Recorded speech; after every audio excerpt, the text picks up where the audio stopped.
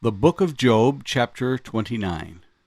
Job further continued his discourse and said, "Oh, that I were as in months past, as in the days when God watched over me, when his lamp shone upon my head, and when by his light I walked through darkness, just as I was in the days of my prime, when the friendly counsel of God was over my tent, when the Almighty was yet with me, when my children were around me, when my steps were bathed with cream, and the rock poured out rivers of oil for me, when I went out to the gate by the city, when I took my seat in the open square. The young men saw me and hid, and the aged arose and stood. The princes refrained from talking, and put their hand on their mouth. The voice of nobles was hushed, and their tongue stuck to the roof of their mouth. When the ear heard, then it blessed me, and when the eye saw, then it approved me, because I delivered the poor who cried out, the fatherless, and the one who had no helper. The blessing of a perishing man came upon me, and I caused the widow's heart to sing for joy. I put on righteousness, and it clothed me. My justice was like a robe and a turban. I was eyes to the blind, and I was feet to the lame. I was a father to the poor, and I searched out the case that I did not know. I broke the fangs of the wicked, and I plucked the victims from his teeth. Then I said, I shall die in my nest, and multiply my days as the sand. My root is spread out to the waters, and the dew lies all night on my branch. My glory is fresh within me, and my bow is renewed in my hand. Men listened to me and waited, and kept silence for my counsel.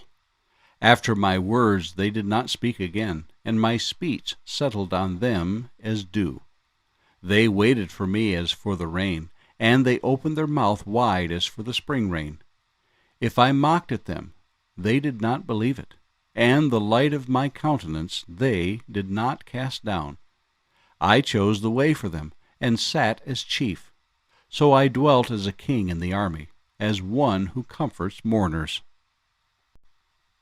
The book of Job, chapter 30. But now they mock at me, men younger than I, whose fathers I disdain to put with the dogs of my flock. Indeed, what profit is the strength of their hands to me? Their vigor has perished. They are gaunt from want and famine, fleeing late to the wilderness, desolate and waste, who pluck mallow by the bushes, and broom-tree roots for their food. They were driven out from among men. They shouted at them as at a thief. They had to live in the clefts of the valleys, in caves of the earth and the rocks. Among the bushes they brayed, under the nettles they nestled. They were sons of fools, yes, sons of vile men. They were scourged from the land. And now I am their taunting song. Yes, I am their byword. They abhor me. They keep far from me. They do not hesitate to spit in my face. Because he has loosed my bowstring and afflicted me, they have cast off restraint before me. At my right hand the rabble arises. They push away my feet, and they raise against me their ways of destruction. They break up my path. They promote my calamity. They have no helper. They come as broad breakers. Under the ruinous storm they roll along. Terrors are turned upon me. They pursue my honor as the wind, and my prosperity has passed like a cloud. And now my soul is poured out because of my plight. The days of affliction take hold of me. My bones are pierced in me at night, and my gnawing pains take no rest. By great force my garment is disfigured. It binds me about as the collar of my coat. He has cast me into the mire, and I have become like dust and ashes. I cry out to you, but you do not answer me. I stand up, and you regard me. But you have become cruel to me. With the strength of your hand you oppose me. You lift me up to the wind and cause me to ride on it. You spoil my success. For I know that you will bring me to death, and to the house appointed for all living. Surely He would not stretch out his hand against a heap of ruins, if they cry out when he destroys it. Have I not wept for him who is in trouble? Has not my soul grieved for the poor? But when I looked for good, evil came to me. And when I waited for light, then came darkness. My heart is in turmoil and cannot rest. Days of affliction confront me. I go about mourning, but not in the sun. I stand up in the assembly and cry out for help. I am a brother of jackals and a companion of ostriches. My skin grows black and falls from me. My bones burn with fever. My harp is turned to mourning, and my flute to the voice of those who weep. The Book of Job, chapter 31. I have made a covenant with my eyes. Why then should I look upon a young woman? For what is the allotment of God from above, and the inheritance of the Almighty from on high? Is it not destruction for the wicked, and disaster for the workers of iniquity? Does he not see my ways, and count all my steps? If I have walked with falsehood, or if my foot has hastened to deceit, let me be weighed on honest scales, that God may know my integrity.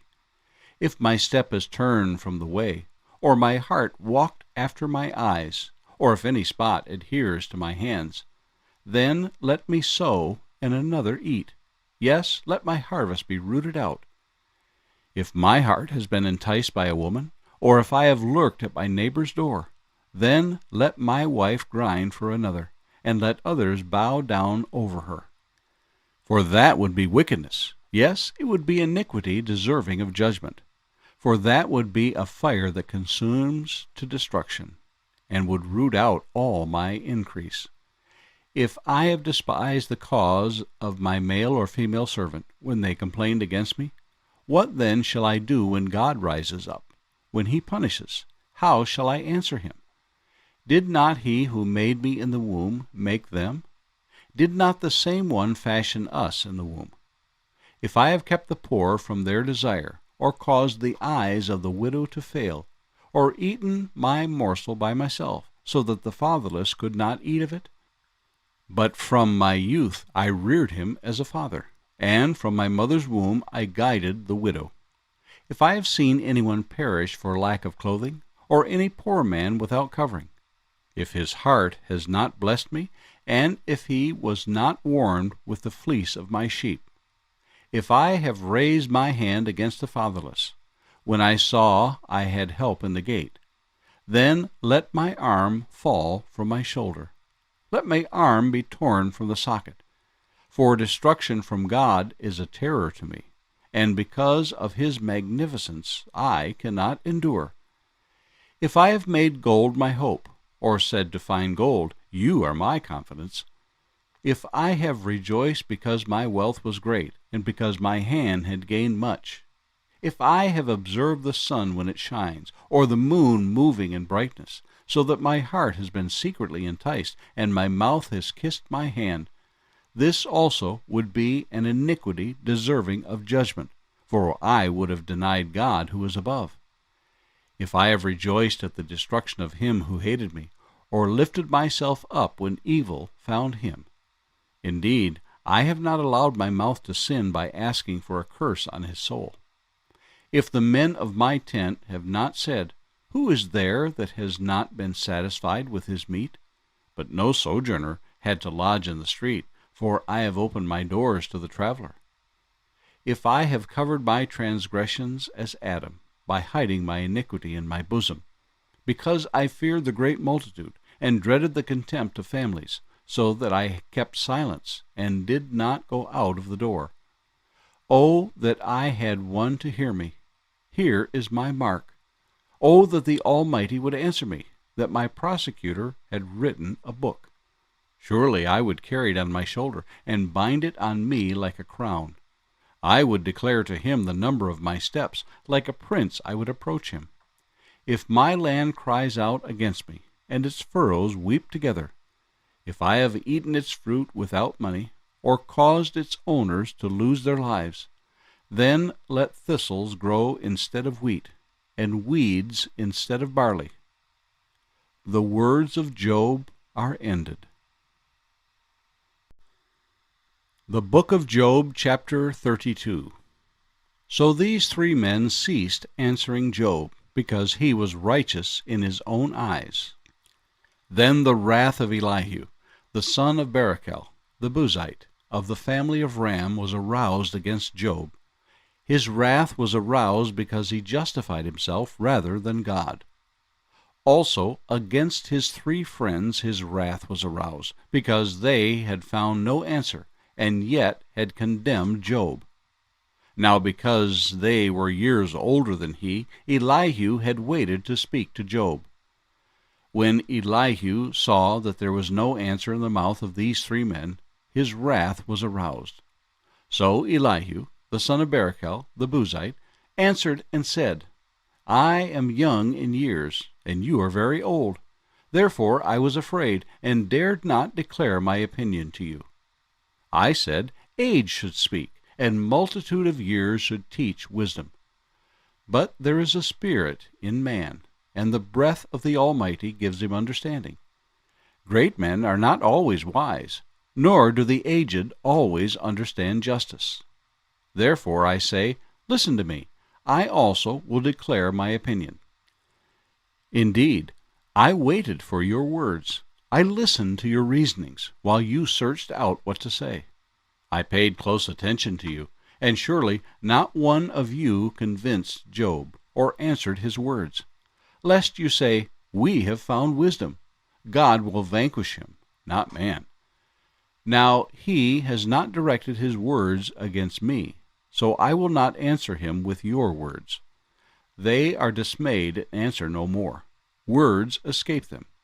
And I have waited, because they did not speak, because they stood still and answered no more. I also will answer my part. I too will declare my opinion. For I am full of words. The spirit within me compels me. Indeed, my belly is like wine that has no vent. It is ready to burst like new wineskins. I will speak, that I may find relief. I must open my lips and answer. Let me not, I pray, show partiality to anyone, nor let me flatter any man. For I do not know how to flatter, else my Maker would soon take me away. The book of Job, chapter 33. But please, Job, hear my speech, and listen to all my words. Now I open my mouth. My tongue speaks in my mouth. My words come from my upright heart. My lips utter pure knowledge. The Spirit of God has made me, and the breath of the Almighty gives me life. If you can answer me, set your words in order before me. Take your stand.